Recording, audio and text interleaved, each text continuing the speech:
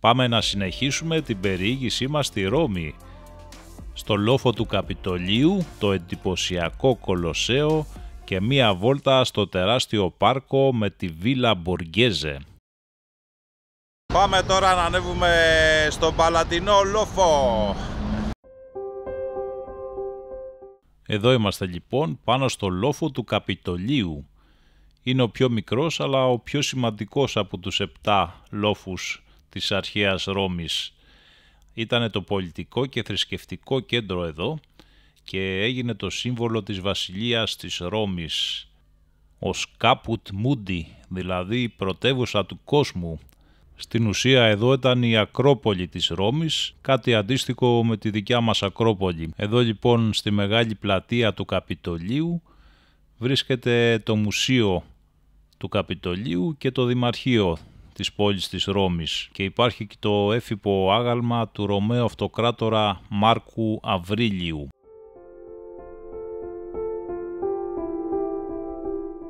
Αυτό είναι το σύμβολο της Ρώμης εδώ, η λίκαινα που θυλάζει το Ρώμιο και το Ρωμήλο, τους ιδρυτές της πόλης.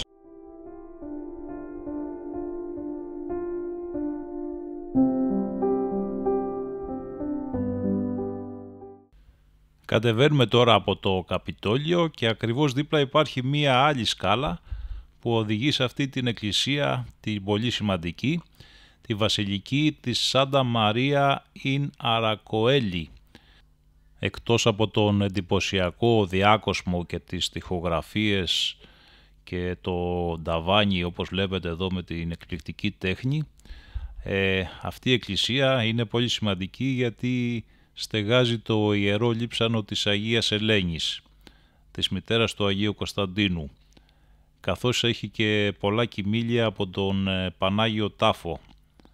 Επίσης έχει και μια πολύ παλιά βυζαντινή εικόνα της ημετέρας Δέσποινας με τα χρυσά χέρια του 16ου αιώνα και έτσι είναι πολύ σημαντική και για εμάς τους Ορθοδόξους, αφού υπάρχει το λείψανο εδώ της Αγίας Ελένης που έχει έρθει και στην Ελλάδα βέβαια. Θυμάστε τότε στην Αθήνα που είχε έρθει το λείψανο από αυτήν εδώ την εκκλησία και υπήρχε πολλής κόσμος φυσικά στο προσκύνημα. Η εκκλησία είναι πολύ παλιά, από το 12ο αιώνα και αν και στο εξωτερικό δεν φαίνεται, μέσα είναι πραγματικά εντυπωσιακή με τις νοπογραφίες του 15ου αιώνα και κάποια παρεκκλήσια εδώ, διάφορους τάφους και άλλα εντυπωσιακά έργα τέχνης που αξίζει μια επίσκεψη για να τα θαυμάσεις από κοντά.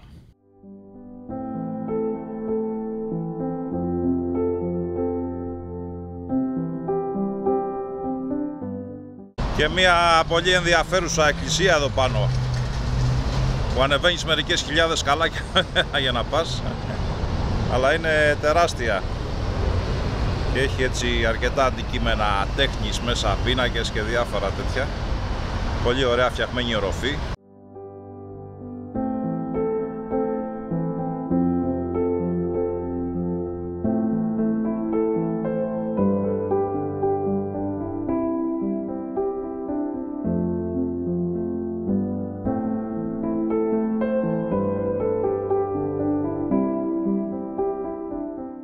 Και εδώ είμαστε γύρω από την Τούρτα.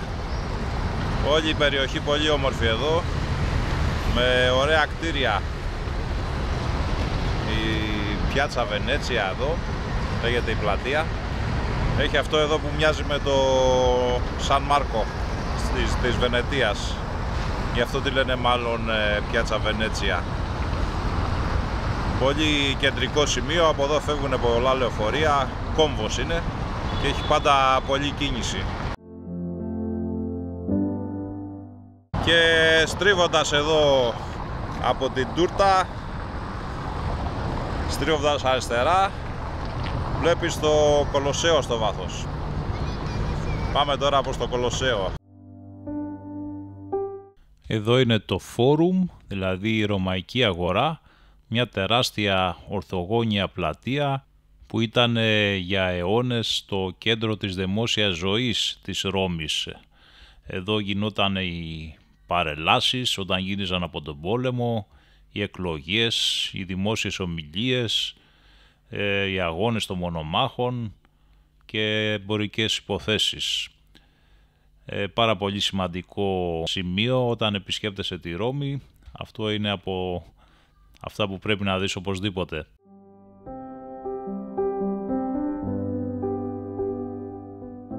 Τεράστια είναι η ρωμαϊκή αγορά και φαίνεται πολύ ωραία από πάνω. Τα βλέπεις όλα από πάνω και έχει και ίσκιοδο.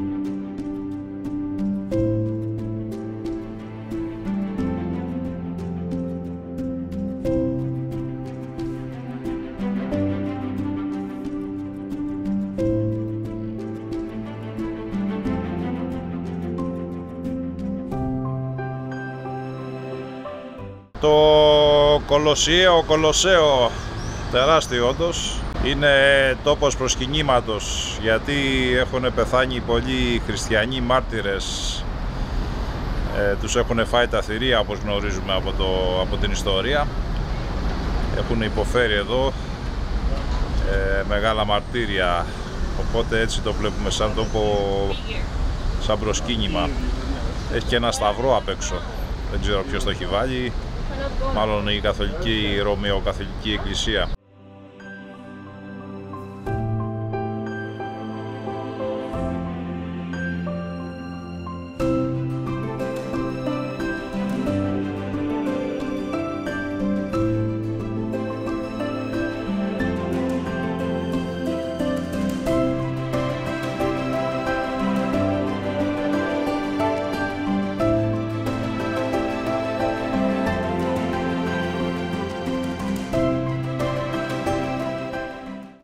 Αυτό είναι το αυθεντικό κομμάτι από το Κολοσσέο. Αυτό μόνο το κομματάκι είναι. Όλο το άλλο, όπως θα δείτε εδώ τη διαφορά. Εδώ είναι με τα τούβλα και εδώ είναι το παλιό που έχει αυτές τις τρύπες πάνω. Όλο το άλλο είναι νεότερη αναπαράσταση. Στην ουσία αυτό που βλέπεις δηλαδή δεν είναι το αυθεντικό, το αρχαίο. Μόνο αυτό το κομματάκι έχει μείνει εδώ, στην πίσω μεριά.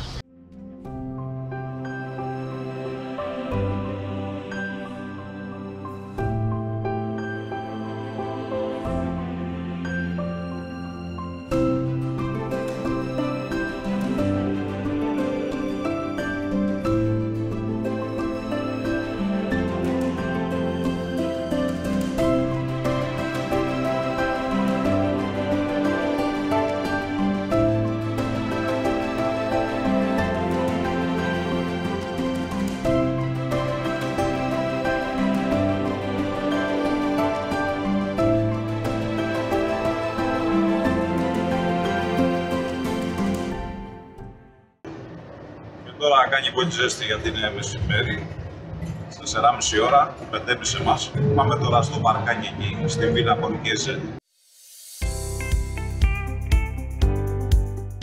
Και τώρα είμαστε στη Βίλα Μποργκέζε, ένα τεράστιο πάρκο εδώ, με την ομώνυμη βίλα. Καλά είναι γιατί έχει πράσινο, για το ψιλοκαύσωνα που έχει εδώ πέρα. Έχει κάτι τεράστια πανύψηλα πεύκα, σαν ομπρέλες είναι.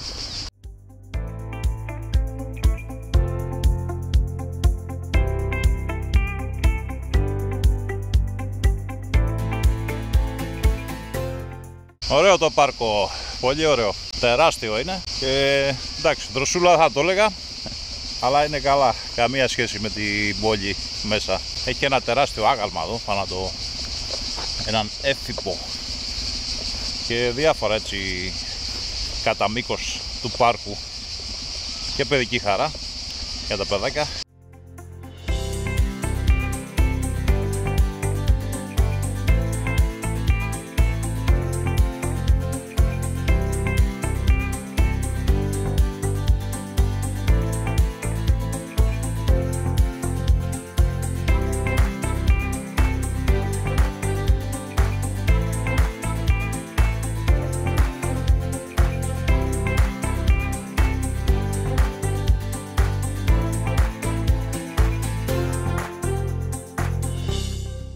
Γενικά έχει πάρα πολλά μέρη έτσι η Ρώμη και δωρεάν μπορείς να πας σε πολλά και να πληρώσεις ή λίγα ή πολλά χρήματα ανάλογα το budget σου. Θες τουλάχιστον μια εβδομάδα έτσι να πεις ότι είδες τα βασικά, και όταν λέμε τα βασικά όχι μόνο σε αυτά που πάνε οι τουρίστες, έχει πολλά πράγματα λίγο και πιο έξω από την πόλη, στα περίχωρα, και οι συγκοινωνίες είναι πολύ καλές. Το μετρό είναι λίγο υποβαθμισμένο βέβαια σε σχέση με αυτά που έχουμε συνηθίσει εμείς, αλλά τα λεωφορεία βολεύουν νομίζω περισσότερο και είναι και συχνά τα δρομολόγια. Με το Google Maps εγώ χρησιμοποιώ και σου λέει ακριβώς πού θα πας και σε πόση ώρα περνάει και το κάθε λεωφορείο από το Google κατευθείαν.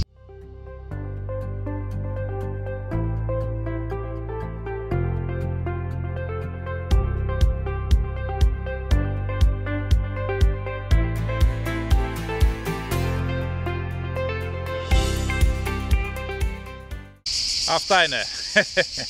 Και το συντριβανάκι εδώ για δρόσισμα, για διαδροσιά. Και το νερό είναι κρύο εδώ στη Ρώμη. Ανοίγεις το κρύο και είναι όντως κρύο. Παγωμένο θα έλεγα, αν τα αφήσει αρκετή ώρα να τρέξει. Ωραία. Πολύ ωραία δροσούλα τώρα. Έχει και λίγο αεράκι εδώ.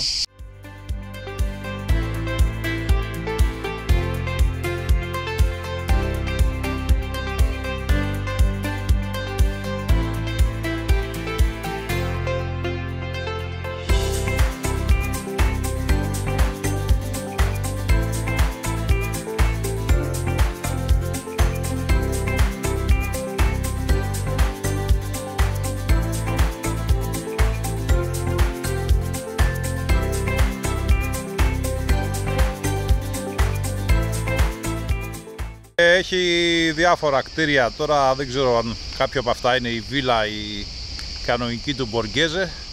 Προφανώς είναι κάποιο σύμπλεκμα κτιρίων που ονομαζόταν έτσι. Είναι κάποια τεράστια έκταση που άνοιγε σε κάποιον Μποργέζε, κάποιο γεωκτήμονα εδώ, άρχοντα. Και τώρα έχει γίνει αυτό το όμορφο παρκάκι που έρχεται ο κόσμος και έχει και ενοικιαζόμενα ποδήλατα, αυτά τα τετράτροχα τα μεγάλα, και κάποια έτσι σαν του γκολφ τα οχήματα που σε πάνε γύρω βόλτα.